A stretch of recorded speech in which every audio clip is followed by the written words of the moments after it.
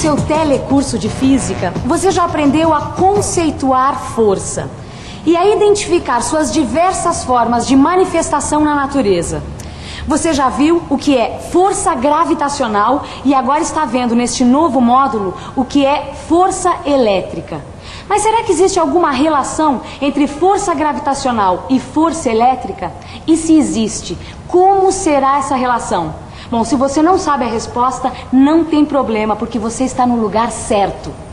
Porque na teleaula de hoje você vai continuar a aprender sobre cargas elétricas e vai conhecer a primeira abordagem da força elétrica, a lei de Coulomb. Vai conhecer também o caráter vetorial da força elétrica e como comparar o valor da força elétrica com o da força gravitacional. E agora muita atenção, porque a nossa teleaula está apenas começando.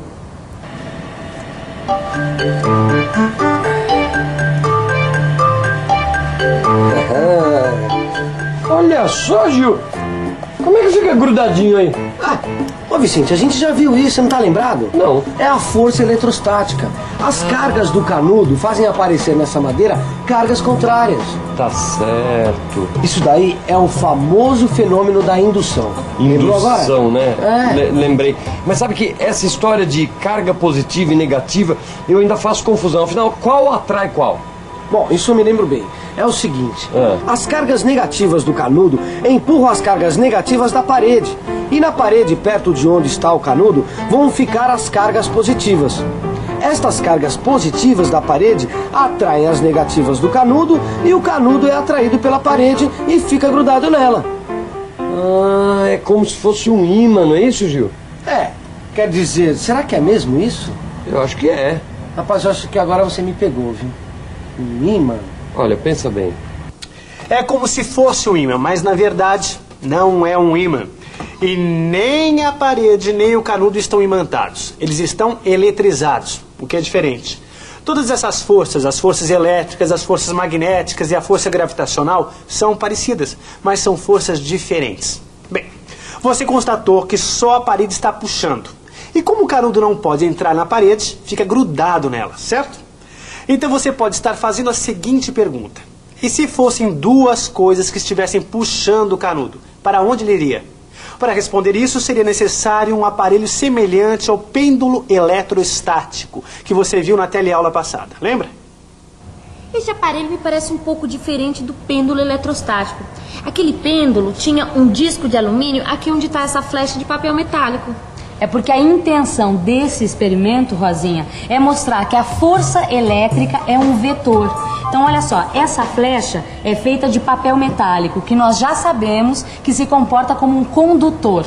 Tá, e pra que você colocou esse canudo aqui na extremidade da flecha? E na verdade tem duas funções, Rosinha. A primeira é para servir de contrapeso e a outra para segurar a flecha na hora de carregá-la por indução.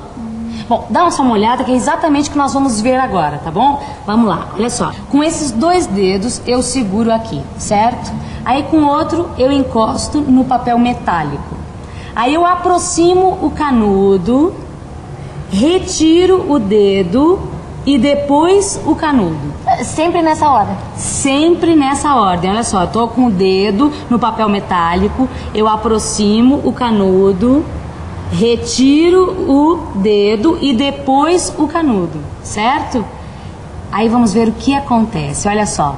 Se eu aproximo o canudo da flecha, deixa eu aproximar mais aqui, olha só. Ó, a flecha começa a seguir o canudo, olha só, mostrando a direção da força. A flecha é atraída pelo canudo porque suas cargas são contrárias às dele. Essa flecha que mostra a direção da força é chamada de vetor. Tá ficando bom esse nosso vetor, hein? Tá ficando bonitinho. Agora, será que ele vai ajudar a responder a nossa pergunta? Quer dizer, quando tiverem duas forças agindo, para que lado esse vetor vai apontar? Bom, eu acho que não dá pra gente responder essa pergunta sem antes a gente fazer experiência. Não, isso é verdade. Talvez isso é verdade. Eu acho que ele vai responder sim, vai ajudar a responder. Agora não. Vamos lá, quer ver? Ó. Tá vendo, ó? Opa. Vai. Ó. A flecha, ó, tá vendo? Tá indo em direção ao canudo. Por onde está a direção da força, tá vendo? Agora me dá um outro canudo aí, ó. Só que dá uma bela carregada nele. Tá, já tô carregando. Vamos só ver, hein? Como é que o vetor vai reagir quando ele for atraído por dois objetos ao mesmo tempo. Isso, coloca o canudo carregado perto do vetor pra ver qual vai ser a direção do vetor. Ele tá vindo pro lado do canudo que tá mais próximo, né? Sabe o que é? As duas forças dos dois canudos se somam e a flecha aponta na direção da resultante delas. Sacou? Ah, isso aí prova que a força elétrica, como todas as forças, é um vetor. Exatamente. Olha lá. Entendeu? Só que tem uma coisa. Todo vetor tem uma direção, um sentido e um valor. Por isso não basta conhecer a direção da força elétrica que existe entre duas cargas. Nós precisamos também saber qual é o seu valor. E como se calcula a força que atua entre dois objetos carregados eletricamente? Vamos ficar por dentro desse assunto?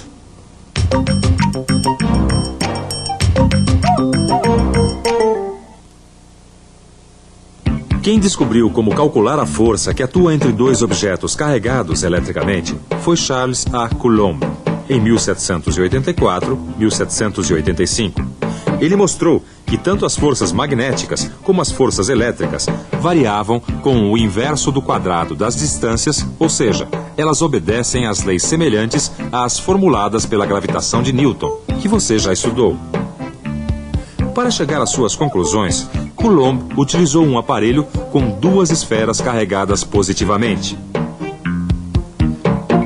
A esfera A é fixa, enquanto a esfera B está suspensa por um fio de quartzo. Coulomb notou que quando a esfera A se aproximava da esfera B, esta era repelida e exercia uma força que torcia o fio. Deste modo, Coulomb chegou à conclusão de que, se conhecesse o ângulo em que o fio girou, poderia calcular a força que estava sendo aplicada no fio e, portanto, a força existente entre as duas esferas. Maristela, mas afinal qual é a lei de Coulomb? Bom, primeiro vamos ver o seguinte, Rosinha. Se a gente carregar um pêndulo elétrico e aproximar um canudo dele, o que vai acontecer? O pêndulo vai ser repelido. Certo. E se a gente juntar a esse primeiro canudo um outro canudo carregado da mesma maneira, o que acontece? O pêndulo vai ser repelido com mais intensidade ainda. E isso acontece porque a força elétrica que existe entre dois corpos carregados eletricamente vai depender diretamente da quantidade de cargas de cada um deles. Quer dizer, quanto mais carga, maior será a força. Mas vamos ver ainda do que depende a força. Se a gente aproximar um canudo carregado de um pêndulo que também está carregado, vamos ver que quanto menor for a distância entre o pêndulo e o canudo, maior vai ser a força. Ou seja, a força depende inversamente do quadrado da distância. A força depende inversamente do quadrado da distância. Bom, o que isso quer dizer? Quer dizer que se a gente dividir a distância por 2, a força vai aumentar 4 vezes. Se a distância for dividida por 3, a força vai aumentar 9 vezes. Se a divisão for feita por 4, a força aumenta 16 vezes, e assim por diante. É por isso que se pode dizer que a força elétrica que existe entre dois corpos carregados eletricamente depende inversamente do quadrado da distância que separa esses dois corpos. Mas como você faz para medir a quantidade de cargas existentes num corpo? Bem, a unidade de quantidade de cargas é o Coulomb. E um Coulomb é uma carga muito grande. Por exemplo, durante uma tempestade, as cargas elétricas das nuvens que produzem aquelas imensas faíscas são da ordem de uns 20 coulombs. 20 coulombs? Puxa, eu achava que os raios deviam ter centenas deles. E para representar matematicamente a lei de Coulomb, será que é difícil? Bom, vamos supor que a gente tenha duas cargas elétricas. E vamos chamar essas cargas de Q1 e Q2. E vamos imaginar que essas duas cargas elétricas estão separadas por uma distância D. E a gente já viu que a força eletrostática ou elétrica depende do valor de Q1, do valor de Q2 e do inverso do quadrado da distância entre elas. Podemos escrever que o valor da força elétrica F é proporcional a essas grandezas, deste modo. Assim nós estamos dizendo que existe proporcionalidade entre F e as outras grandezas. Esta relação pode ser lida também da seguinte maneira. A força elétrica ou eletrostática é proporcional aos valores das cargas e inversamente proporcional à distância entre elas. Essa relação vale para qualquer meio onde as cargas estejam. Se estas cargas estivessem no vácuo, existiria uma constante de proporcionalidade entre F e os outros valores, que poderia ser escrita assim: K é igual a 9 vezes 10 elevado a 9 Newton metro quadrado por Coulomb quadrado. E agora estamos em condições de escrever a relação que nos permite calcular a força elétrica entre duas cargas quando elas estiverem no vácuo. Deste modo, F é igual a 9 vezes 10 elevado a 9 Q1 vezes Q2 sobre D ao quadrado. Este valor é aproximadamente o mesmo se as cargas estiverem no ar.